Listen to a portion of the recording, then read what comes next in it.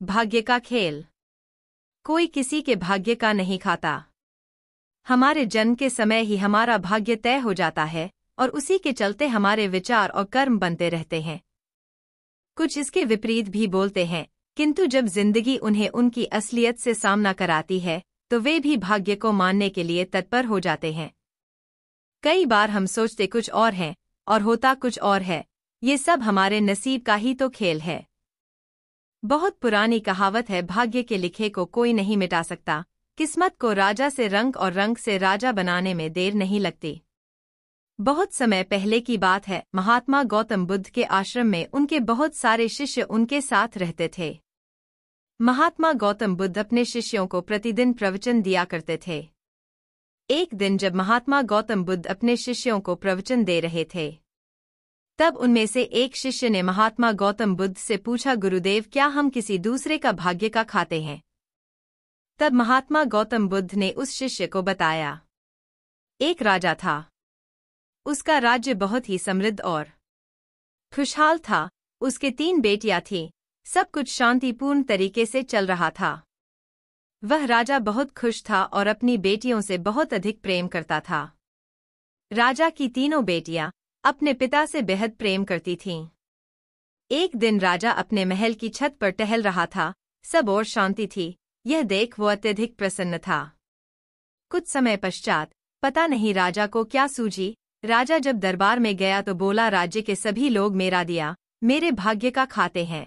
सभी मंत्री और सभी दरबारियों ने हाँ में हाँ मिलाते हुए कहा, जी महाराज, हम सभी आपका दिया और आपके भाग्य का ही खाते हैं। राजा उनकी बात सुनकर बहुत अधिक प्रसन्न हुआ। तभी राज दरबार में उसकी तीनों बेटियां भी आ गईं। राजा ने सोचा, लगे हाथ बेटियों से भी इस बात पर समर्थन की मुहर लगवा लेते हैं और अपनी बेटियों से बोला, मेरी प्यारी बच्चियों, क्या तुम लोग भी मेरा दिया खाती हो, मेरे भाग्य का खाती हो? दोनों बड़ी बेटियां बोली, जी हाँ पिताजी महाराज, हम आपका दिया और आपके भाग्य का खाती हैं। लेकिन तीसरी बेटी मेनका चुप रही।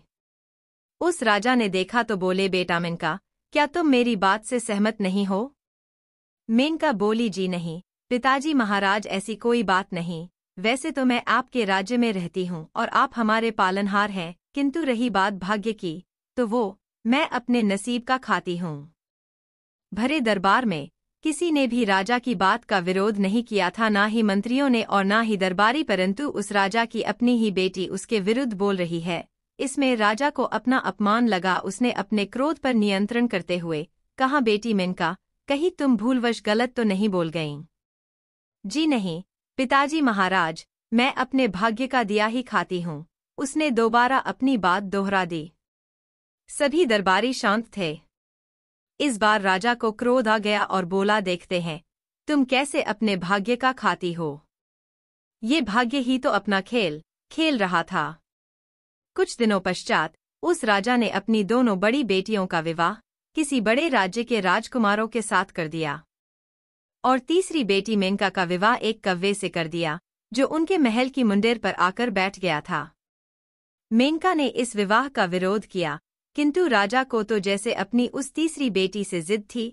बोला, अब अपने भाग्य का खाओ, और उसे राज्य से कुछ दूरी पर एक जमीन का छोटा सा टुकड़ा दे दिया।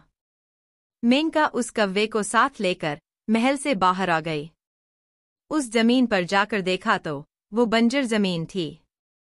कहाँ वो महलों में रहने वाली नाजुक सी राजकुमारी और कहाँ आज वो बंजर जमीन पर अपने पति कव्वे के साथ थी। भाग्य का खेल वो समझ नहीं पाई और घबराकर रोने लगी। उसने कव्वे को उड़ाना चाहा, किंतु वो उड़ा नहीं, उस राजकुमारी के साथ रहा। कहने लगी, ये देखो भाग्य का खेल। एक राजकुमारी कव्वे पति के साथ इस बंजर जमीन पर आ गई। फिर उसने सोचा, इस तरह रोने से काम नहीं चलेगा। उसने साहस से काम लिया। पहले तो वो नदी किनारे गई, स्नान किया, पानी पिया और उस कव्वे को एक टीले पर बिठाकर समीप के बगीचे से कुछ फल तोड़कर लाई और अपने पति को भी दिए। तभी तेज हवा चलने लगी। उसने सोचा, इस तरह तो नहीं रहा जा सकता, एक झोंपड़ी ही बनानी पड़ेगी और वो कुछ डंडे, घास इत्यादि एकत्र कर गड्ढा खोदने लगी ताकि उन डंडों को ठीक से खड़ा कर सके।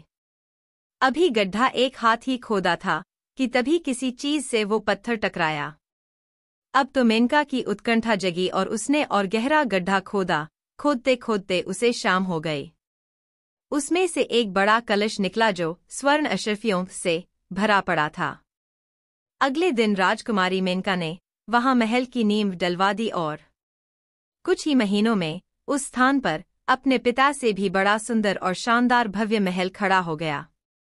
इस बीच वो कौवा हमेशा उसके साथ रहा। अब तो राजकुमारी मेनका को अपने उस कौवे पति से प्रेम भी हो गया और दोनों साथ साथ रहते। एक दिन राजकुमारी मेनका ने प्रेमवश उस कौवे को चूम लिया। उसके चूमते ही एक चमत्कार हुआ। वो कौवा एक बहुत ही सुंदर राजकुमार में बदल गया। तब उस राजकुमार ने बताया, मुझे अपने सुंदर होने पर अहंकार था। एक दिन मैंने उसी अहंकार में एक जादूगरनी का अपमान किया। तब उस जादूगरनी ने श्राप दे दिया। जादूगरनी के श्राप के कारण वह राजकुमार कौवा बन गया था और तुमने इस बदसूरत कौवे को प्रेम करके उसका श्राप तोड़ दिया। ये सभी बातें मेनका के पिता के पास भी पहुंची और वह राजा ये सब देखने स्वयं अपनी बेटी मेनका के महल में आया और उसका ठाठ बाट देखकर अचंभित रह गया और वो राजकुमार से भी मिला। अब उसे लगा कि माध्यम कोई भी हो सकता है, किंतु खाते सब अपने भाग्य का ही है। अब राजा ने उस राजकुमार से अपनी बेटी का पुनः विवाह करके उसके राज्य के लिए खुशी खुशी विदा कर दिया। महात्मा गौतम बुद्ध की शिक्षा।